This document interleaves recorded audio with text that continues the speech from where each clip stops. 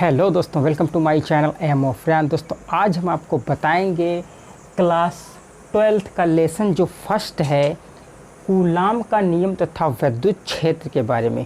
दोस्तों इससे पहले मैं क्लास 12th की जो फिज़िक्स का लेसन है पहला कूलाम का नियम तथा विद्युत क्षेत्र, इस पे मैं 4 पार्ट ऑलरेडी बना चुका हूं। दोस्तों मेरी आपसे ये रिक्वेस्ट है कि जितने भी वीडियो मैं बना रहा हूं आपको उनको क्या करना है, सीक्वेंस से देखना है। पहले फर्स्ट, सेकेंड, थर्ड, फोर्थ। जब आप चारों पार्ट देख लें दोस्तों, उसके बाद ही ये 5वां पार्ट देखें। जब आप इस तरीके से देखेंगे तो आपको समझने में कोई भी दिक्कत नहीं होगी। और अगर आप डायरेक्ट ये 5वां पार्ट देखेंगे दोस्तों तो आपको बहुत सारी दिक्कत हो सकती है दोस्तों। तो मेरी आपसे रिक्वेस्ट है कि जो जितने भी वीडियो हैं वो आप एक सीक्वेंस से देखें। आप जाइए प्लेलिस्ट में और प्लेलिस्ट में जाके आप वहाँ पे जो है आपको ये सारे वीडियो एक पास मिल जाएंगे। आप प्लेलिस्ट में जाएंगे, आपको जो लेसन है उसकी आप प्लेलिस्ट देखिए। तो पहले आप first, second, third, video, fourth वो देख लें, उसके बाद में ही ये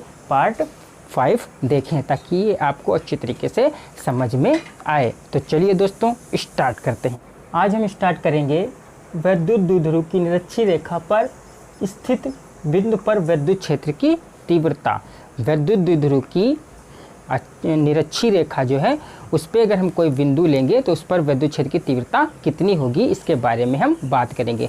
तो हम अभी बात करेंगे उसकी विद्युत द्विध्रुव की निरक्षीय रेखा पर। इससे पहले मैं बात कर चुका हूँ विद्युत द्विध्रुव की अक्षीय रेखा पर विद्युत क्षेत्र की तीव्रता कितनी होती है। और आज हम बात करेंगे विद्युत क्षेत्र की निरक्षीय स्थिति पर विद्युत क्षेत्र की तीव्रता कितनी होती है। तो चलिए दोस्तों स्टार्ट करते हैं। तो हमारे पास है विद्युत द्विध्रुव। इससे पहले वीडियो जो मैंने बनाया था उसमें आपको मैंने बताया था पूरी बात की विद्युत द्विध्रुव क्या होता है। तो हमारे पास है एक इलेक्ट्रिक डायपोल अर्थात विद्युत द्विध्रुव जो यहाँ पे हम बना रहे हैं। तो दोस्तों ये एक इलेक्ट्रिक डायपोल है। दोस्तों ये हमारे पास एक इलेक्ट्रिक डायपोल है। फिर दोस्तों ये जो विद्युत द्विध्रुव होता है ये 2 आवेशों से मिलकर बना होता है। एक आवेश होता है -Q, एक आवेश होता है +Q। और ये विद्युत द्विध्रुव है मान लिया AB। ये विद्युत द्विध्रुव AB है जो 2 आवेशों से मिलकर बना है, -Q तथा +Q। और दोस्तों इनके बीच की जो दूरी होती है, AB की जो दूरी है अर्थात इलेक्ट्रिक डायपोल जो होता है वो 2L लंबाई का होता है। तो A से B तक जो इसकी लंबाई है दोस्तों वो है 2L। उसके बाद हम क्या करेंगे, इसका मध्य बिंदु है यहाँ पे O। इलेक्ट्रिक डायपोल का मध्य बिंदु O है। O से बिंदु B की दूरी L हो जाएगी। और O से A तक की जो दूरी होगी वो L हो जाएगी। तो L + L हो जाएगा टोटल 2L। दोस्तों अब हम क्या करेंगे, विद्युत द्विध्रुव हमारे पास हो गया। विद्युत द्विध्रुव की निरक्षीय रेखा पर स्थित बिंदु लेंगे। तो यहाँ पर एक हम निरक्षीय रेखा दोस्तों ये होती है, ये इसका निरक्ष है। ये जो है इसका निरक्ष होगा इलेक्ट्रिक डायपोल का। जब हम ऐसे सीधी सीधी लाइन खींच लेते हैं तो इसको हम क्या कहते हैं, निरक्षीय रेखा है ये। तो इस निरक्षीय रेखा पे हम यहाँ पे कोई बिंदु ले लेते हैं। मान लिया यहाँ पे हम बिंदु ले लेते हैं P। अब इस P से A की जो दूरी होगी वो हम इस प्रकार से मिला देंगे। और इस बिंदु P से दूरी जो B होगी उसको हम इस प्रकार से मिला देंगे। ये हमारा पॉइंट है, P पॉइंट है। ये हमारा P पॉइंट है। तो दोस्तों अब हम क्या करेंगे, ये जो बिंदु P है, मध्य बिंदु O से जो बिंदु P है, ये हम सपोज कर लेते हैं, मान लेते हैं कि ये R दूरी पर स्थित है। मध्य बिंदु O से जो P तक की जो लेंथ है, जो दूरी है, उसको हम मान लेते हैं स्मॉल r। अब हम क्या करेंगे, ये जो हमारे पास बिंदु P है, ये यहाँ पे हमारे पास जो बिंदु P है और ये जो बिंदु B है, तो दोस्तों यहाँ से P से B तक की जो दूरी है वो हमको निकालनी पड़ेगी। अर्थात ये लेंथ हमको निकालनी पड़ेगी P से लेके B तक, और ये लेंथ हमको निकालनी पड़ेगी P से लेके A तक। तो दोस्तों हम इस लेंथ को अब देखिए किस प्रकार से निकालते हैं। लेंथ निकालने के लिए हमको क्या करना पड़ेगा, एक एंगल सपोज करना पड़ेगा। तो यहाँ पे दोस्तों मान लिया हमारे पास एंगल है, ये 90 डिग्री का एंगल है। ये कितना है दोस्तों 90 डिग्री है, और ये भी कितना है, ये 90 डिग्री है। 90 अंश का कोण यहाँ पर बन रहा है, 90 अंश का कोण यहाँ पर बन रहा है। 90 डिग्री के जो कोण होते हैं वो इस प्रकार से एल टाइप के होते हैं, ये आपको पता होगा। ये 90 डिग्री का कोण है, और इधर भी इस तरह का 90 डिग्री का कोण है। तो ये 90 डिग्री के कोण है हमारे पास। दोस्तों हम क्या कर लेते हैं, हम पाइथागोरस प्रमेय से ये जो कर्ण है ये निकालेंगे। पाइथागोरस प्रमेय जो होता है कर्ण स्क्वायर बराबर आधार स्क्वायर प्लस लंब स्क्वायर, उसकी सहायता से हम यहाँ पे इस कर्ण को निकालेंगे तो ज़्यादा बेटर रहेगा। तो दोस्तों हम क्या करेंगे,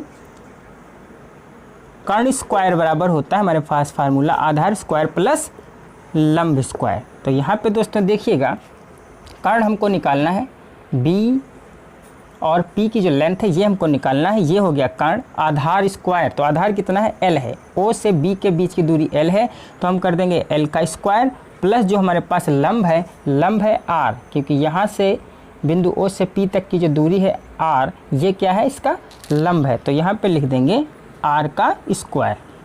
अब जैसे ही कर्ण से हम क्या करेंगे, स्क्वायर को हटाएंगे, दूसरी साइड में क्या आ जाएगा, अंडर रूट आ जाएगा।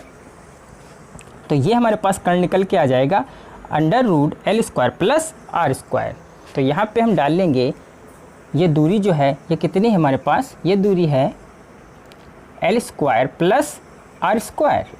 तो दोस्तों यहाँ पे हमने किस प्रकार से कर्ण निकाला वो हम आपको एक बार फिर से समझा देते हैं। तो दोस्तों हमने क्या किया, हमारे पास था पाइथागोरस प्रमेय, हमको क्या निकालना था, कर्ण निकालना था, तो हमने लगा लिया पाइथागोरस प्रमेय। पाइथागोरस प्रमेय क्या होता है, कर्ण स्क्वायर बराबर आधार स्क्वायर प्लस लंब स्क्वायर। तो यहाँ पे इस जो ये जो ट्रायंगल बना था इसमें हमारे पास आधार का करना था, स्क्वायर करना था। आधार कितना था हमारे पास, एल था, तो एल क्या कर दिया स्क्वायर प्लस लंब क्या था हमारे पास, लंब था ये आर, पी से लेके ओ तक जो मध्य बीच की दूरी थी ये कितनी आर थी, हमने क्या कर लिया आर स्क्वायर। उसके बाद हमने क्या किया, इस स्क्वायर को हटाया तो दूसरी साइड में क्या जाएगा अंडर रूट, तो ये हमारे पास कर्ण हो गया under root L square plus R square. तो यहाँ पे हमने दोस्तों लिख दिया। अब दोस्तों देखिएगा, जितनी दूरी p प्लस q के बीच की है उतनी ही दूरी p माइनस q के बीच की है, क्योंकि दोस्तों यहाँ पर भी इसका आधार कितना है l है, और इसका भी आधार कितना है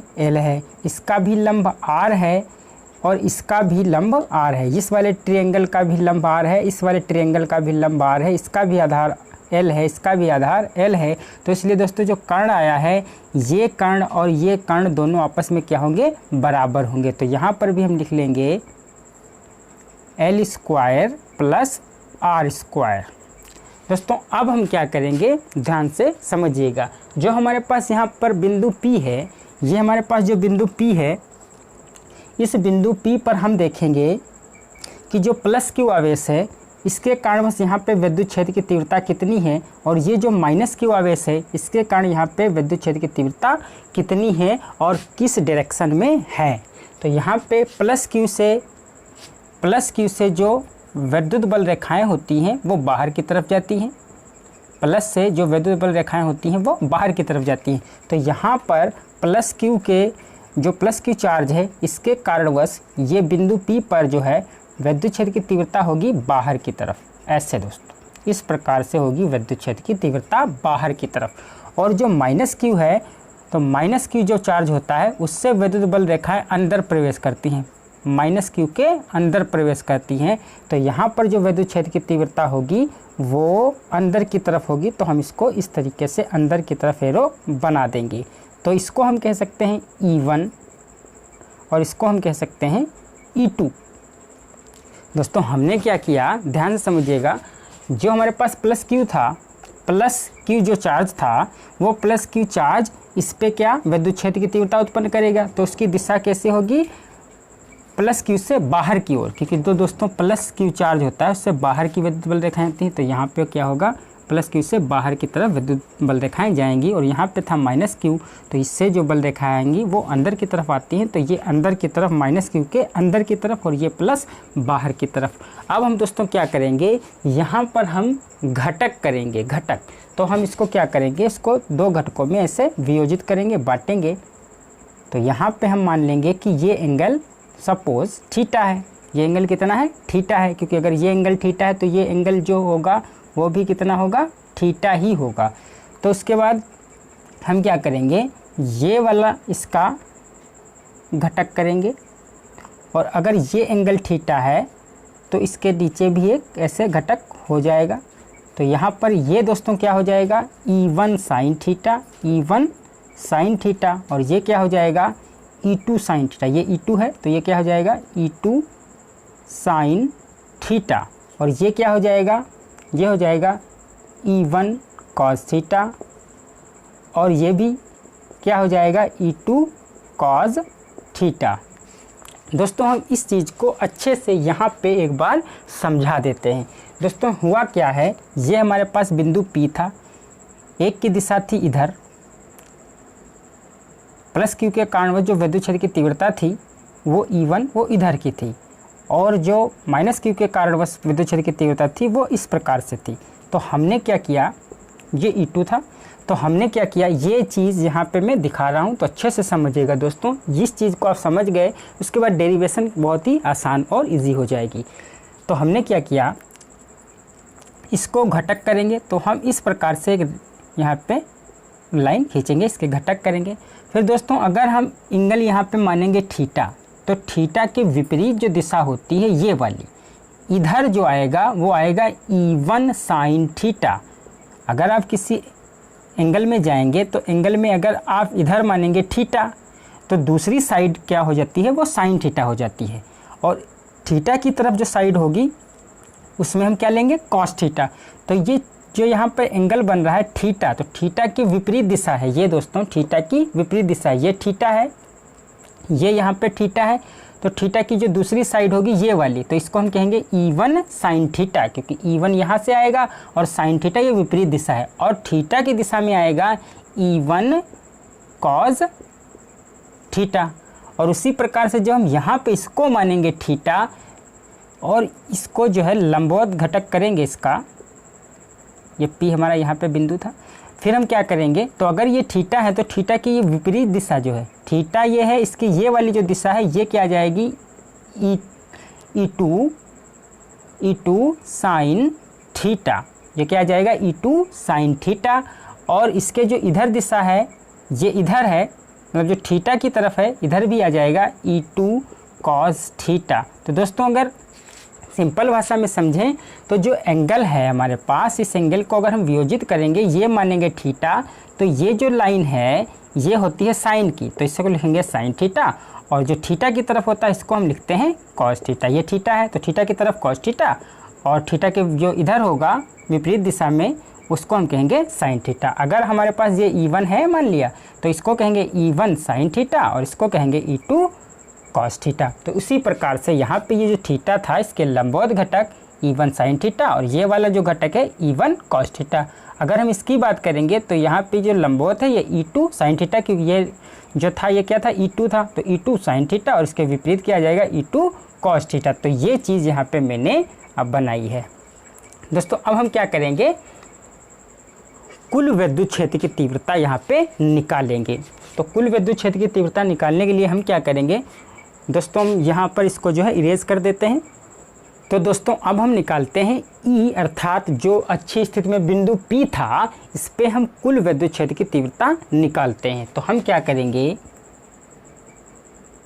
E बराबर क्या करेंगे, E1 cos theta plus E2 cos theta, इनको क्या करना पड़ेगा, हमको ऐड करना पड़ेगा, क्योंकि दोस्तों ये जो है, ये जो एरो है ये एक ही दिशा में है, ये एरो जो है वो एक ही दिशा में है, तो एक ही दिशा में है तो इनको ये क्या करेंगे, जुड़ जाएंगे। जो दोस्तों एक ही दिशा में होती हैं चीज़ें उनको क्या करना पड़ता है, ऐड करना पड़ता है, जोड़ना पड़ता है।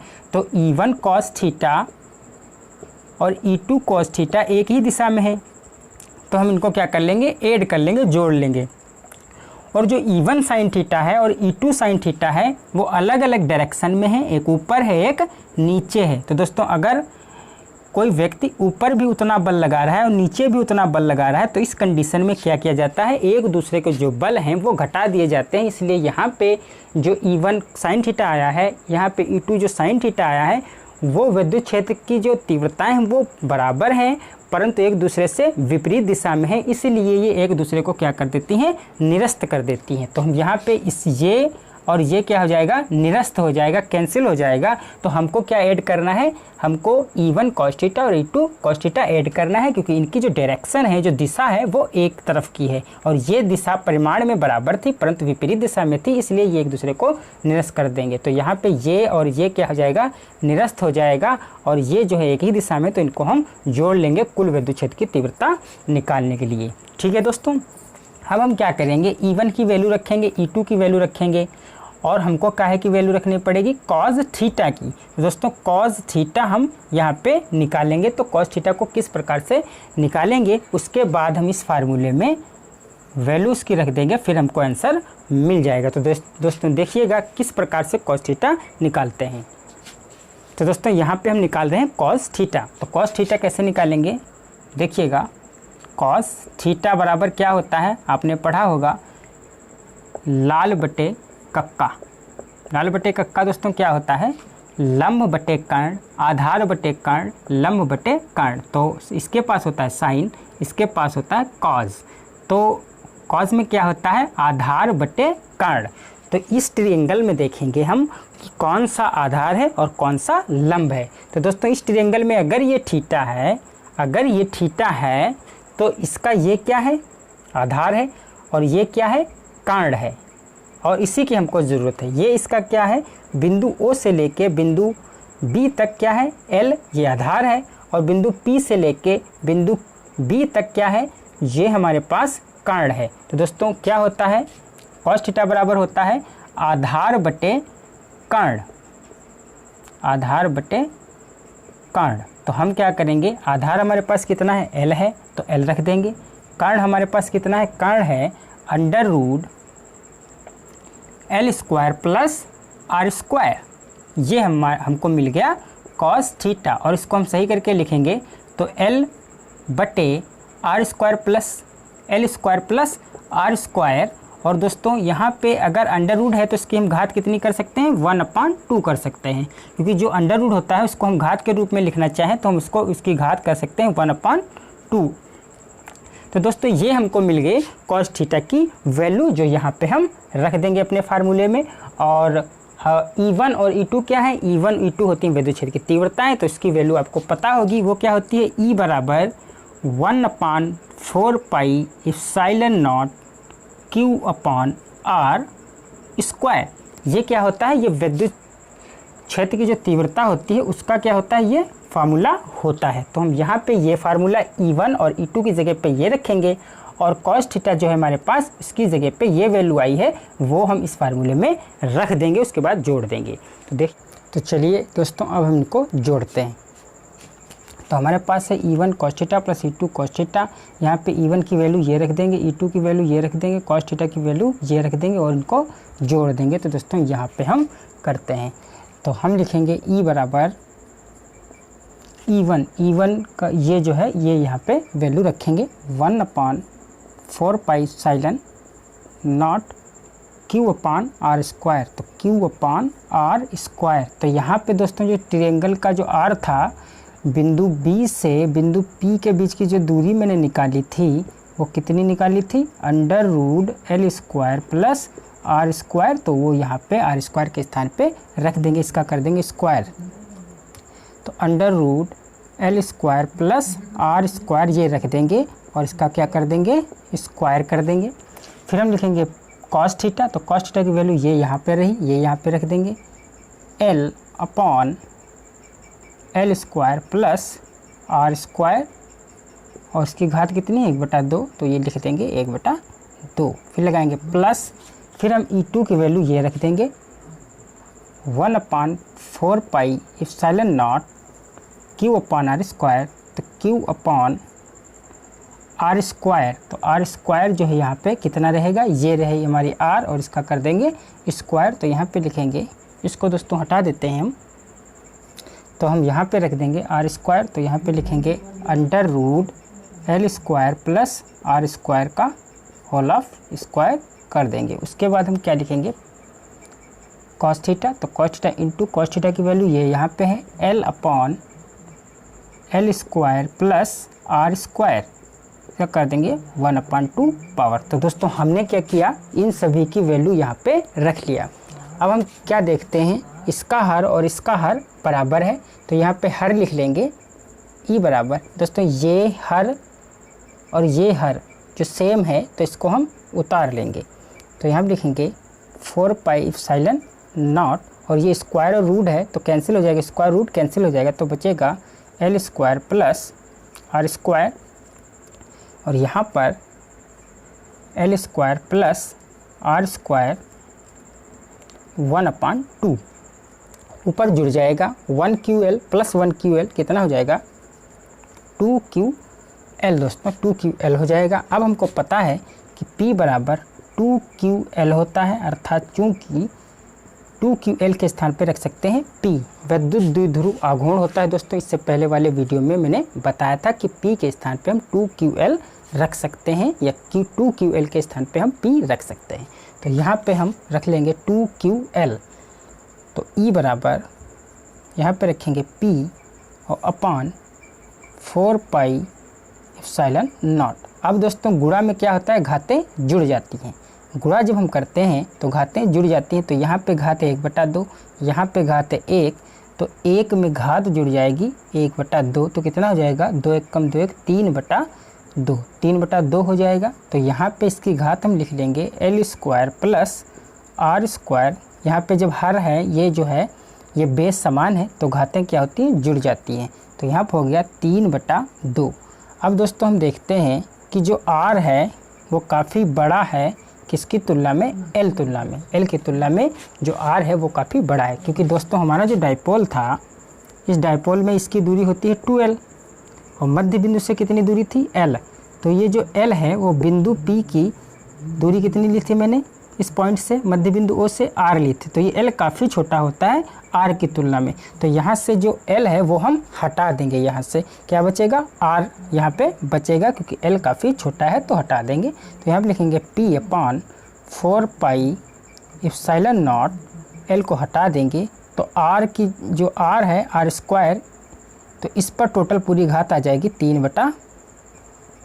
अब दोस्तों ये क्या लिखा हुआ है, R पे स्क्वायर लिखा हुआ है और गुणे इसकी घात कितनी है 3/2, तो ये 2 और ये 2 कैंसिल हो जाएंगे, तो यहाँ पे बचेगा E बराबर P upon 4 pi epsilon not और R क्यूब बचेगा, तो यहाँ पे लिख लेंगे R क्यूब। तो दोस्तों ये होता है हमारा न्यूटन प्रति कूलाम, विद्युत क्षेत्र की तीव्रता का मात्रा होता है न्यूटन प्रति कूलाम। तो दोस्तों ये हमने डेरिवेशन यहाँ पे निकाल ली है, और ये डेरिवेशन बहुत ही ज़्यादा इम्पोर्टेंट है, और इस फार्मूले का जो मैं यूज करूँगा वो जब मैं न्यूमेरिकल बताऊँगा तब इस फार्मूले का काफ़ी यूज होगा। तो इस फार्मूले को आप अच्छे से माइंड में रखिएगा। तो दोस्तों यहाँ तक के आप नोट कर लीजिए। तो अगर आपको कहीं समझने में दिक्कत हुई हो तो हम एक बार आपको और समझा देते हैं इसको जल्दी से। तो दोस्तों देखिए किया क्या हमने, हमारे पास इलेक्ट्रिक डाइपोल था, उससे अच्छी स्थिति में, उसकी निरक्षीय स्थिति में एक बिंदु पी लिया था, वहाँ पर हमको विद्युत क्षेत्र की तीव्रता ज्ञात करनी थी। तो हमने रखा एक डाइपोल, डाइपोल होता है 12 दूरी का, तो ये हो गया L और इसका इधर आधी दूरी हो गई L, और यहाँ पे बिंदु P था तो हमने सपोज कर लिया बिंदु O से, मध्य बिंदु O से बिंदु P की दूरी है R।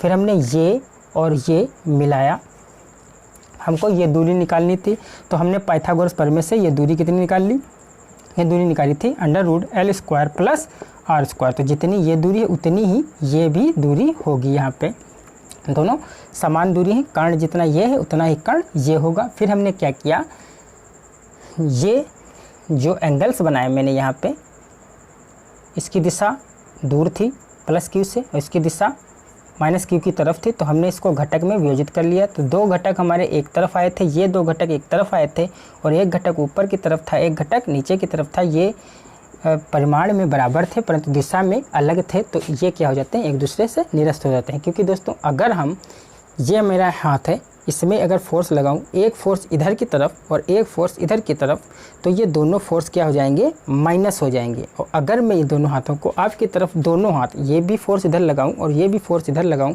तो ये दोनों फोर्स क्या हो जाएंगे, जुड़ जाएंगे। तो एक दिशा में जो फोर्स होते हैं वो जोड़ लिए जाते हैं और अलग अलग दिशा में जो फोर्स होते हैं उनको घटा दिया जाता है। तो हमने क्या किया, अलग अलग जो फोर्स थे ये समान थे, जितना फोर्स ये था उतना ही फोर्स ये था, अर्थात जितनी विद्युत क्षेत्र की तीव्रता थी उतनी ही ये थी। तो ये एक दूसरे को कैंसिल कर देंगे क्योंकि अलग दिशा में है और ये एक ही दिशा में थे तो जोड़ लिए गए थे। तो हमारे पास आ गया था E बराबर E1 cos theta plus E2 cos theta, E1 cos theta plus E2 cos theta, ये एक ही दिशा में थे तो इनको हमने जोड़ लिया था। फिर हमने निकाल लिया cos थीटा। cos थीटा क्या होता है, आधार बटे कर्ण। आधार कितना था हमारे पास, L था, ये यहाँ पे L था, और बटे कर्ण कितना था, ये हमारे पास कर्ण था, तो यहाँ पे ये मैंने रख लिया। अंडर रूट को हम कह सकते हैं 1/2 पावर, तो यहाँ पे रख दिया।